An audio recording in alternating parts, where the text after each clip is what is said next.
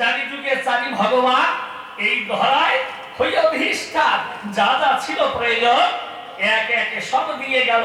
কিন্তু আমার অন্তরে বড় সংশয় জাগ্রত হলো, এই পুনরায় যে ভগবান হরিচাঁদ জগতে এলো, এই জগতে এসে দিল কি নূতন। কি বাবা, তাই তো? আপনারা চিন্তা করে দেখুন, সবাই কোন যুগে ভগবান দুইবার আসেন নাই। এক এক যুগে ভগবান দিয়ে দর্শন, ত্রেতায় রাম এলো, কলিতে তারপরে কৃষ্ণ চিকনে কালো, কলিতে গৌরাঙ্গ এলো, যা যা প্রয়োজন ছিল এই জীবের অভাব করে পরিপূরণ জীবের জন্য করেছেন দান, অবতীর্ণ হয়ে ভগবান তাহলে শাস্ত্র গ্রন্থে সব প্রমাণ লিপিবদ্ধ ছিল। তাহলে বাকি ছিল কি? এই জন্য পাগল আমি তোমার কাছে প্রশ্ন রাখি, এই যে কবি রসরাজ যে হরিলীলামৃত করলেন লিখা, হরিচাঁদ যে পুনরায় জগত হলো, কেননা গৌরাঙ্গ মহাপ্রভু একবার এসেছিল, এসে জীবের জন্য হরিনাম করলেন অর্পণ, গিয়ে জীবের দ্বারে দ্বারে এই হরিনাম বিতরণ করে, তাহলে কলির বাজারে একবার ভগবান দিলেন দর্শন। আপনারা ভেবে দেখেন, তাই এই ইতিপূর্বে কোন যুগে কিন্তু দুইবার ভগবান অবতারে আসে নাই বা ভগবান দেননি দর্শন। তা একবার গৌর হয়ে এলো, আবার কি প্রয়োজন ছিল যে ঐশ্বর্য কোন হরিচাঁদ এসে দিলেন দর্শন? এই হরিচাঁদ যদি এলো, তাহলে নতুন কি জীবের জন্য দিয়েছিল আমার একটু জানার প্রয়োজন। আমার এই প্রথম প্রশ্নখানি আমি সবার সমক্ষে ধরলাম টানি, কেননা হরিলীলামৃত খানি যিনি কবি রসরাজ করেছেন লিখন, সেখানে এই যে হরিচাঁদ এসে নতুন কি দিল তুমি আমার কাছে খুলে বলো, এইটাই আমি প্রথম প্রশ্ন দিয়ে আমি করলাম আরম্ভ। কি বাবা? এইবার দ্বিতীয় প্রশ্নখানি আমার পাগলের গোচরে ধরবো টানি, কেননা দেখেন না ওই লীলামৃত খানি এ কথাও কবিরাজ করেছেন উচ্চারণ। তাহলে কবি কি লিখলেন? বেদ বিধি সৌরাচার নাহি মানি তাই, কুকুরের বিষ্ঠা পেলে উচ্ছিষ্ট পেলেও আমি খাই। তাহলে বেদ বিধি সৌরাচার নাহি মানি, শৌচাচার নাহি মানি তাই, কুকুরের উচ্ছিষ্ট পেলেও আমি খাই। এটা কেমন কথা? আপনারা আছেন যত যোগ্য শ্রোতা, এই কথা তারক গোসাই নিজ হাতে কি করে লিখলেন আমি একটু জানতে চাই। প্রথমবারে বললাম যে বেদ বিধি শৌচাচার নাহি মানি তাই, আমি বেদ বিধিও মানি না, শৌচাচার এগুলোরও ধার ধারি না, কানা ধার তাতে আমার আপত্তি নাই। তারপরে কুকুরের উচ্ছিষ্ট পেলেও আমি খাই, এই কথাটা কেমন হয় না? আজকে বিজ্ঞানের উন্নতির যুগে খুলে বলি আপনাদেরকে পুরো ভাগে দেখেন মানুষ কত ভাবে হলো সচেতন। এই যে 20 সালে দেখেন যে করোনা এসেছিল, আপনাদের তো বলা ভালো, যে ভাবে মানুষ ভীত সন্ত্রস্ত হয়েছিল তা আপনারা জানেন সর্বজন। আমি জানাই আপনাদের ধারে এখনো কিন্তু মানুষ ট্রেনে উঠলে, প্লেনে উঠলে, এভাবে দূর দেশে যেতে হলে পরে কিন্তু মাস্ক পরে। তাহলে এটা কিসের প্রয়োজন? হ্যাঁ, নিজে সাবধান হওয়ার জন্য এইভাবে হয়ে অগ্রগণ্য, নিজেকে বাঁচাতে, আপন জনকে বাঁচাতে, দেশবাসীকে বাঁচাতে এগুলোর আছে প্রয়োজন। তাই যদি হয় তাহলে এই যুগে দাঁড়িয়ে তুমি একটু ভালোভাবে আমার কাছে দেবে বুঝাইয়ে যে কুকুরের উচ্ছিষ্ট পেলেও আমি খাই, এই কথা তার গোসাই লিখলেন। হরিলীলামৃতের পাতা কবি রসরাজ তারক গোস্বামী কিন্তু এই কথা দিয়েছেন পরিচয়, আপনারা জানেন তো সর্বজন। বেদ বিধি শৌচাচার নাহি মানি তাই, কুকুরের উচ্ছিষ্ট পেলেও আমি খাই, কথাটা কেমন শোনায় না? হ্যাঁ, এই কুকুরের উচ্ছিষ্ট খেলে নাকি, কুকুরে কামড়ালে নাকি 50 বছর পরে পর্যন্ত এর রিয়াকশন হয়। এই জন্য যদি কোনো মানুষকে কুকুরে কামড়ায়, তাহলে তাকে যে পাত্রে খেতে দেওয়া হয় যে গ্লাসে জল খেতে দেওয়া হয় এইগুলো আর অন্যান্য সকলে বা পরিবারের সকলে করে বর্জন। গেলে পরে ডাক্তারের কাছে, ডাক্তার কিন্তু এটাই বলে, এই কথা বলে দেয় পাশে, যেইভাবে হতে হবে সচেতন। কেননা ডাক্তার বলে আপনারাই দেখুন দেবে, এর থেকে রিয়াকশন হবে। এই কেন? এই জন্য যে কুকুরের উচ্ছিষ্ট পেলেও আমি খাই, এই কথাটা আমি বুঝতে পারি নাই। পাগল, তুমি একটু ভালো করে বুঝাইয়ে দিও আজ এই সভ্য সদার সভার সদন। কি বাবা, আমার প্রশ্নগুলো খারাপ নাকি? কি দেব পরিচয়? এ তো হরি লীলামৃত নিয়ে শুধু গতানুগতিক ভাবে গান হয়, তাই না? পুনে পুনে একই প্রশ্ন করে জাগরা, একই হরি কথা আলোচনা করে খুলে বলি আপনাদেরকে ধারে। আজকে একটু অন্যরকম করে আমি আমার পাগলের কাছে করলাম নিবেদন। আরে গতানুগতিক একটা তো হয়ে গেছে। প্রথম প্রশ্ন করেছি যে হরিচাঁদ ঠাকুর জগতে এসে খুলে বলবে আমার পাশে নতুন কি দিল, আমি জানতে চাই। তাই এই আমার প্রথম প্রশ্ন খালি আমার পাগলের কাছে ধরেছিলাম টানি, আর দ্বিতীয় প্রশ্ন খালি আনি আমি করলাম নিবেদন যে কি এই যে বেদবিধি সঞ্চাচার নাহি মানি তাই, কুকুরের উচ্ছিষ্ট পেলেও আমি খাই।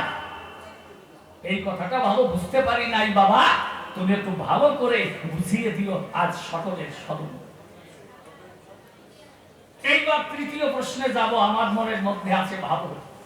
দেখেন উনি বলেছেন মতুয়া প্রেম, মতুয়ার প্রেম অকামনা, তন্ত্র মন্ত্র নাহি জানে ব্রজ উপাসনা। এই ভাবটা আমি বুঝলাম না, এই ব্যাপারটা কেমন? তুমি আমার কথা নিও, একটু ভালো করে আজ তুমি আমাকে বুঝাইয়ে দিও। এই মতুয়ার ভাব বা মতুয়ার প্রেম যদি অকামনা হয়, খুলে বলি আপনাদের কাছে ঠাকুর বাড়িতে কামনা সাগর আছে নাকি? তাহলে কামনা সাগর কেন হয়? ওই গোড়াই তো কামনা ছড়ানো আছে। একটা মেয়ের বিয়ে হয়েছে, শ্বশুর বাড়ি গেছে, দিন গেছে সকালবেলায়, পরের দিন সকালবেলায় যখন জল আনাতে নদীতে যেতে চায়, সেই সময় শাশুড়ি ডাক দিয়ে বলছে মা শুনে যাও। বৌমা গিয়ে শাশুড়ির সম্মুখে দাঁড়িয়ে আছে, বলে মা তোমারে করি মানা, ও যে জয়ন্তদের বাড়ির পাশে পাশির মা আছে না, ওর সঙ্গে কিন্তু কথাবার্তা বলবো না, যদি নদীর কাছে দেখা হয় তোমারে করে দেই মানা। ওই শোয়া সেরে, মানে আগে তো শের ছিল, দেখেন আমরা তো অনেকেই আগে পূর্ব বাংলায় ছিলাম, এখনো সেখানে হয় সেরের বেচা কিনা। যাক, ওটা বলছে যে শোয়া সেরে ফাঁসি, ওরে কয় ফাঁসির মা, সেই জায়গায় শোয়া সেরে ফাঁসির নাম হয়ে গেছে। তোমারে করি মানা, ওর সঙ্গে দেখা হলে কিন্তু কোনো কথাবার্তা বলবা না। সত্যি বৌমা শাশুড়ির কথা অনুসারে যখন নদীর ঘাটে যায়, ওই নদীর ঘাটে যখন গেল, ওই পাঁচিল মা দূর থেকে দেখতে পেয়েছিল, তাড়াতাড়ি তড়ি ঘড়ি করে ওই নদীর ঘাটে হয়েছে আজ একজন নতুন মানুষ পেয়েছি, পরাণ হয়ে আজকে গল্প করবো। কেননা কেউই তো কথা বলে না যারা আছে আমার এই পাড়ায়, মানে ওনার স্বভাবের চোটে খুলে বলি আপনাদেরকে বিপটে গ্রামের মানুষ প্রায় গেছে ছুটে, কেউ ওনার সঙ্গে দেখা হলে ঘাটে আর মন খুলে কথা বলে না, মানে কথা বললেই নাকি উনি গন্ডগোল বানায়। তার শাশুড়ি করেছে মানা, নতুন বউ করে বিবেচনা যে ওই ফাঁসির মার সাথে তেমন কথাবার্তা বলা যাবে না, কেননা কথা বললেই নাকি গন্ডগোল বাধায়। তো ঠিক আছে, আমি বলবো না। নতুন বউ ঘাটে গেছে, খুলে বলি আপনাদের কাছে, কলসি ভরে নিয়ে যখন ঘরে ফিরে যেতে চায়, যেই কলসিটাকে তুলে নিয়েছে কোলে, আর অমনি পাঁচির মা এসে সামনে খাড়া হয়। বৌমা যদিও একটু বেশি ঘোমটা দেওয়া, কিন্তু হঠাৎ করে সামনে যদি কেউ সে তাল গাছের মতো খাড়া হয়, মা বৌমা থমকে দাঁড়াইয়ে এই ঘোমটাটারে একটু সরাইয়ে যখন উপর দিকে তাকায়, দেখে সেই শোয়া সেরে পাশ। নতুন বউ ভাবে এইবার তো আমি গেছি, আর কি বেঁচে আসি, তাড়াতাড়ি আবার ঘন্টা টেনে দেয়, ঘোমটা টেনে দিল, যখনই পাশ কাটিয়ে যাচ্ছিল খপ করে হাতখানা ধরিয়ে তখনই পাশির মা কয়, চিনিস না ভাই? আর চিনবি বা কি করে? তুই তো কেবলমাত্র কাল এসেছিস ওই রতনের ঘরে। তার নতুন বউ চিনবি বা কে করে? তার শাশুড়ি, তোর শাশুড়ি টাশুড়ি কেউ বলে দেয়নি, আমার পরিচয় দেয়নি, একটু খুলে বলতো আমায়। বৌমা তো চুপ করে দাঁড়িয়েছে, যে শাশুড়ি করেছে মানা, কথাবার্তা বলবা না। বলে কি বোবা নাকি, কথা বলিস না? এইভাবে যখন ধমক দেয়, নতুন বউ তো চুপ করে দাঁড়িয়ে আছে। এবার ও একা একা গল্প আরম্ভ করেছে। নতুন বলল, কি বলবো তোর কাছে? আজ সকালবেলায় ঘুম থেকে উঠে বলি তোর নিকটে এত সুন্দর খিচুড়ি পাক করেছি, আহ এখনো তা আমার এই ঠোঁটে লেগে আছে। কি যে আনন্দ পেয়েছি, খিচুড়ি রান্না করে খেয়েছি। বউ তো চুপ করে দাঁড়িয়ে নয়, ও একাই বলছে যে সোয়াশের চাল, সোয়াশের ডাল, সোয়াশের লবণ, সোয়াশের তেল, সোয়াশের ঝাল, সোয়াশের হলুদ, এই দিয়ে খিচুড়ি রান্না করেছে। বোঝে না এই কি গেলা যায় না মুখের ধারে কাছে নেওয়া যায়? হ্যাঁ, সোয়াশের চাল আর সোয়াশের ডাল এ না হয় মিলনো যায়, এটা মেনে নেওয়া যায়।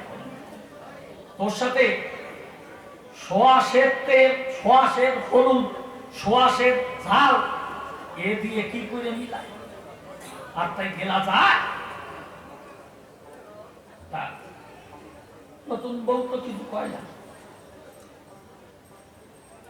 ও কয় যে, কিলো নতুন বউ কথা বলিস না কেন? নতুন বউ কয় যে, দেখো আমি নতুন এই গ্রামে আসছি, আমি কোনো গন্ডগোল বা পছন্দ করি না, এই জন্য তুমি আমার পথ ছেড়ে দাও, আমি ঘরে ফিরে যাই। বলে তাই একটা কথা তো বলে যাবি যে খিচুড়ি কি ভালো হয়েছে না মন্দ হয়েছে? বলে দেখো তোমার এই কথার উত্তর যদি আমি দিতে যাই তাহলে গোড়াই কিন্তু গন্ডগোল বাঁধানো আছে।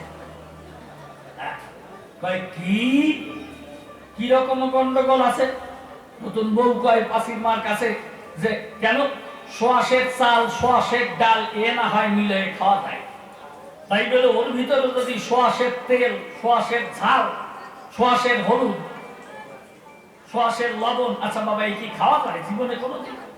হ্যাঁ, এই বলেছে কি পোড়া কপালের পোড়া কপালে, আমার ডাল, আমার চাল, আমার তেল, আমার ছাল আমি রান্না করে খাবো, তোর কি লোক? হ্যাঁ, এই আরম্ভ হয়ে গেছে গন্ডগোল। বুঝছে? তা কথা বললি তো গোড়ায় গন্ডগোল বাঁধানো হয় নাকি বাবা? তাহলে যদি এই মতুয়ার প্রেম কামনা, তন্ত্র মন্ত্র নাহি জানে ব্রত উপাসনা, কিন্তু এই কথাটা আবার গোড়াই কিন্তু বলতে গেলেই গন্ডগোল বাঁধবে, তাহলে তার ঠাকুর বাড়ি এই কামনা সাগর চলে না নাকি? এই কেমন কামনা সাগর কেন হলো পাগল? তুমি একটু ভালো করে খুলিয়ে বলো, আমার মনে হয় তোমারই বেশি ভালো জানার হলো। এই জন্যে তোমার কাছে আমি প্রশ্ন করি না, এইবার আর একখানা প্রশ্ন যাব করে খুলে বলি তোমার গোচরে। এই তোমাদের দলে যে পাগল, এই পাগল ব্যাপারটা কি? পাগল সম্প্রদায় কেন? হ্যাঁ, আমি একটু ভালোভাবে জানতে চাই যে পাগল তত্ত্বটা ভালো করে একটু বুঝায় বলবে আমারে। বাবা আমি প্রথমবারে তোমার কাছে এইভাবে নিবেদন জানাই। যা চারখানা প্রশ্ন হয়ে গেছে, চিন্তা করি মনের কাছে আর প্রশ্ন, প্রথম প্রশ্ন কিছু আর দেবো না কখন। এইবার মনে আছে ভাবো ছোট্ট একখানা গান গাবো, তারপরে আমার মতো আমি বিদায় নিয়ে যাব। আপনারা বসে বসে পরে পাগলের সুন্দর সুন্দর কথা বলবেন।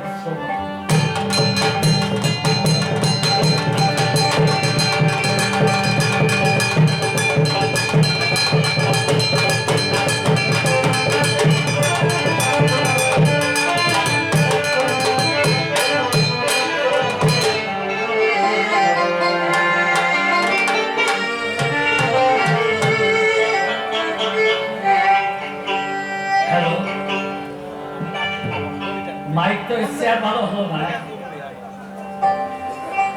মাইক যদিও ভালো, আমাদের মানে দাদাও খুব ভালো। তবে হয় কি একটু কায়দা করে দিলে পরে আমার একটু কায়দা থাকে অন্তরে, এসে আরো ভালো হবে। দেখেন এরপরে আরো ভালো হবে। অসীম বাবু আসার সাথে সাথে অমনি আরো ভালো হয়ে যাবে, কিন্তু আমি তো আর ওই রকম ভালো করতে পারবো না। একজন তার বউকে বলতেছে যে শালি তুই বিধবা হবি ঠিকই, কিন্তু আমার ভাগ্যে আর দেখে যাওয়া হলো না। বলে শালি তুই বিধবা হবি ঠিকই, কিন্তু আমার ভাগ্যে আর দেখে যাওয়া হলো না। তাই আমার পরিস্থিতি হলো কেমন, সত্যিই তাই। সুন্দর মাইক এর তুলনা হয় না, কিন্তু আমি তো আর নিজে ভালো সেট করতে পারি না। এটা আমার অযোগ্যতা, দাদার কোনো দোষ না। যাক, আপনারা ধৈর্য ধরে থাকেন সত্যজন। এই একখানা গেয়ে গেল, আমি আমার মতো আমি করবো অবসান। এরপরে আমার বিচরণ পাগল হয়ে আগুয়া আপনাদের করতে আসবে।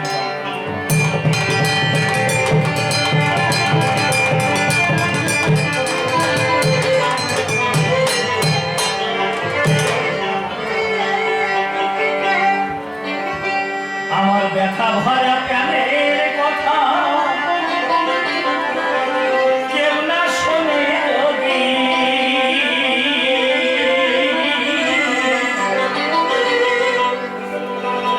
দিনের শেষে শুনো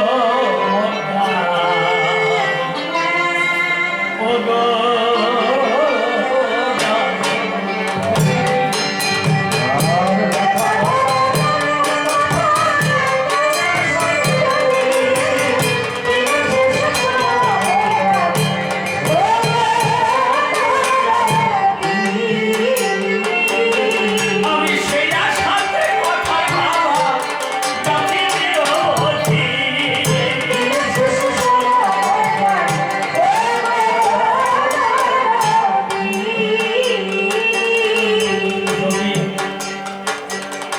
আমি অনাদরে কত কাঁদি, আমার মধুময় জীবনে তুমি আসো কাছে বলবি কইও কানে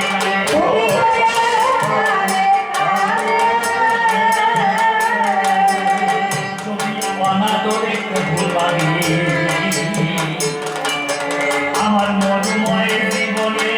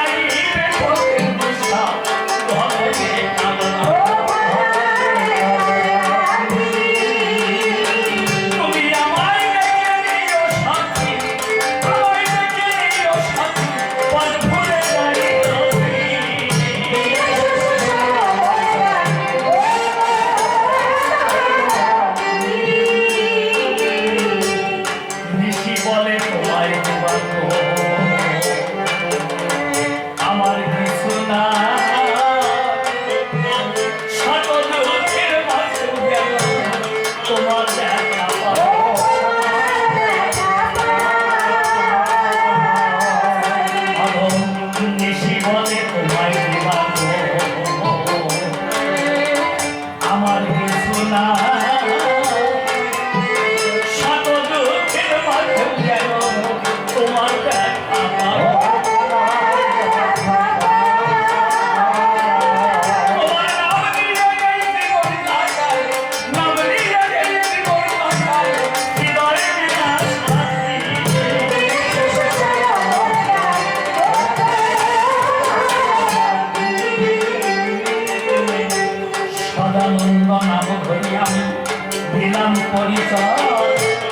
বিপক্ষেতে বিচরণ পাগল প্রণাম করি পাই। এই যে হরিনামৃত পড়ে পড়ে গো আমার জাগিল সংশয়, তাই কয়েকখানা প্রশ্ন রাখি এই পাগলের পাই। এই যুগে যুগে ভগবান এই জগতে এলো, যে যুগে যা দরকার ছিল সবই দিয়ে গেল। মহাপ্রভু এসে এই হরিনাম তালে তালে দিয়ে গেল শেষে। আবার কেন হরিচাঁদ এই জগতে গেল, এলো যদি নতুন কিবা ধরাই দিয়ে গেল। সবই রকম দেওয়া ছিল, ওরে আবার ছিল কি বাকি, সেই বস্তু দিয়ে গেল আমি প্রশ্ন পাই। তাই নতুন কি দিল ঠাকুর এই জগতে এসে, প্রথম প্রশ্ন রাখলাম আমি পাগল তোমার পাশে। দ্বিতীয় প্রশ্ন খালি করি নিবেদন, একে একে বসে বসে সবাই করি যেন শ্রবণ। বের বেশি সংসার আমি অধিকার, কুকুরের উচ্ছিষ্ট পেল আমি। এই কথাই তারা পোষায় করেছেন নিরীক্ষণ, এই তত্ত্ব ভালোভাবে আমি বুঝি না। এই বিজ্ঞানের উন্নতি সচেতন সবাই এই কথা শুনলে বাবা বড় লজ্জা পায়। এই কথা কেন কবি ভালোভাবে জবাব দিয়েছে আর তোমার প্রেম নাকি অকামনা, এই তন্ত্রমন্ত্র নাকি জানে ব্রজের বৃন্দাবনের ভাব করে হলো একরকম। এই মধুরা হতে পারে কিসের গোপীরা চলাচল যখন এসেছিল কৃষ্ণকে ভালোবেসে তারা সবই ভুলে গেল। এই গোপীদের মতো কি এই মধুয়ারা হয়, তুমি এসে ভালোভাবে তাই দেবে পরিচয়। তবে প্রথমে উপাসনা কি করে বা হলো, ভালোভাবে পাগল তুমি বুঝাই দিয়া বলো। এই পাগল তত্ত্ব বলে কারে আমি জানতে চাই, চাই খেলা প্রশ্নই আমি তোমায় বলে চাই। তবে আরো বেশি কথা বলবো না,